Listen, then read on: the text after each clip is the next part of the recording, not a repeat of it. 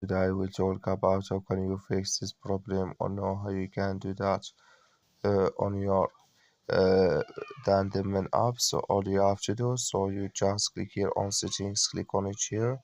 When just click on settings, it's going to show for you list like this here. Then you go down, just keep going down, you click here on apps.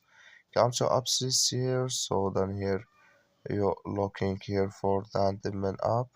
Or just click on search, then here at Dandyman just click on it, so then it's going to take you to this list. Click here on for soap, click on OK, so then you go down, just click here on storage, come to storage list, you just click on clear cache, so then you go to your Play Store, click here on Play Store here, so then here you search for Dandyman, it's going to show for you like this.